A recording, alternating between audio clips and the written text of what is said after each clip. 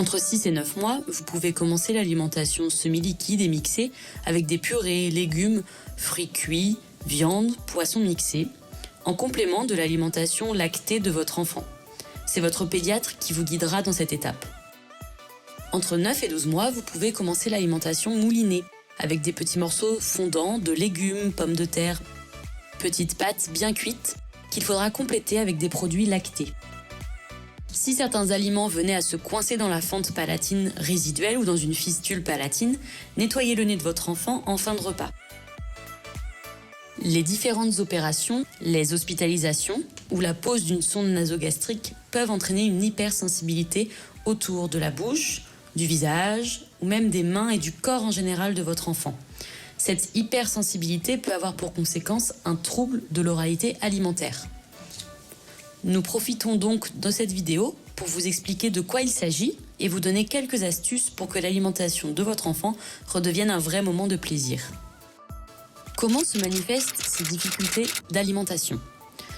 D'abord, chez les nouveau-nés, on pourra observer des hauts le cœur à la proposition du sein ou de la tétine, des régurgitations, vomissements, de la toux en cas de fausse route, des temps de tétée anormalement longs, c'est-à-dire supérieurs à 30 minutes, une fuite de lait par la commissure des lèvres ou encore l'absence d'exploration orale et tactile entre 0 et 24 mois. Chez les enfants qui sont déjà passés au stade de l'alimentation solide, on observera pour eux également des hauts le cœur à la vue ou à l'odeur de la nourriture, cette fois-ci, pendant le repas. Il y aura aussi, par exemple, un refus des morceaux, des aliments nouveaux, des nouvelles textures ou même de la petite cuillère. Il peut également y avoir des régurgitations ou encore des vomissements, de la toux en cas de fausse route, une nourriture gardée en bouche sans être avalée, comme si l'enfant faisait le petit hamster, une sélectivité sur la température, la texture ou bien encore la couleur des aliments, et des temps de repas anormalement longs également. Enfin, pour tous les enfants de manière générale, lorsque ce dernier n'a aucun plaisir à s'alimenter, qu'il pleure ou qu'il tente de se retirer du contexte du repas, ou bien lorsque l'enfant présente des défenses sensorielles, notamment autour de la bouche ou au niveau tactile, au niveau des mains, mais aussi lorsque le répertoire alimentaire de l'enfant présente moins de 20 aliments différents et ne couvre pas les 4 groupes alimentaires à partir de 18 mois, on parle alors de signes cliniques pour un trouble de l'oralité alimentaire. Il faut savoir que l'orthophoniste intervient dans ce domaine et peut vous aider en cas de difficulté alimentaire. N'hésitez pas à le ou la contacter rapidement. Mais comment agir face à ces difficultés lors du passage à la cuillère ? Voici quelques réponses et conseils qui peuvent vous aider lors de cette étape. Tout d'abord, il est important de veiller à une bonne installation adaptée et confortable de votre enfant lors des repas. Le dossier doit être stable avec une assise permettant l'appui des fesses et des pieds posés sur un support. Les mains et avant-bras doivent pouvoir reposer sur une table ou tablette pour lui permettre la liberté de ses mouvements. Essayez également de préserver le contact visuel avec votre enfant en vous plaçant à sa hauteur lors des repas.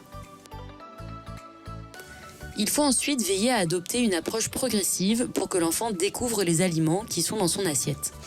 En effet, passer d'une texture lisse à de petits morceaux n'est pas toujours une chose simple. Vous pouvez donc commencer par laisser votre enfant découvrir l'aliment avec ses doigts, le lui faire toucher, sentir, lui déposer sur ses lèvres. Laissez-le se salir et découvrir avec ses mains la texture et la température du plat. Voici en résumé sous forme d'un escalier la progression à suivre pour faire accepter un aliment en bouche à l'enfant. La première étape pour l'enfant sera de tolérer l'aliment qui est posé sur la table en le visualisant, le regardant et en acceptant sa présence.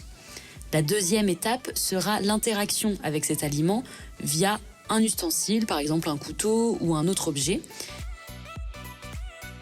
Ensuite, la prochaine étape sera de sentir l'aliment, c'est-à-dire approcher le nez, sentir l'aliment sans le toucher. Ce n'est qu'après qu'on pourra accéder à l'étape du toucher avec le doigt, la main, même la paume de la main.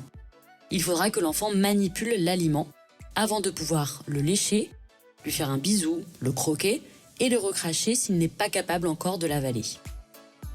Votre enfant doit d'abord accepter de gravir une à une toutes ces marches pour pouvoir accepter l'aliment en bouche et l'avaler, puis passer à la cuillère. Veillez à ce que celle-ci soit adaptée à son âge et ne soit ni trop large ni trop profonde. Vous pouvez lui laisser le temps d'être actif. Il ne faut pas racler la cuillère au palais pour en vider le contenu, mais bien laisser l'enfant être acteur dans la prise du contenu de la cuillère avec ses lèvres. Veillez à avoir un rythme cadencé, ni trop rapide ni trop lent. En résumé, observez votre enfant. Si votre enfant a des hauts le cœur lors de l'introduction des textures non lisses, comme la compote de pommes mal mixée, les yaourts avec des petits bouts de fruits, la purée mélangée avec du riz ou des pâtes, essayez alors de séparer les petits morceaux de la purée et proposez-lui des textures simples. Évitez donc les doubles textures comme les fruits avec la peau et les pépins, ou encore le jus qui peut sortir de certains fruits comme la clémentine. Enfin, n'oubliez pas que manger est un plaisir. Le repas est alors un moment de partage où il est agréable d'être ensemble. Essayez de prendre les repas en famille le plus souvent possible, il verra votre assiette et sera tenté d'y goûter ou au moins de toucher l'aliment qui est présent. Proposez-lui également de vous faire manger avec sa cuillère ou avec ses doigts, il sera fier et ces moments sont propices aux découvertes et aux échanges.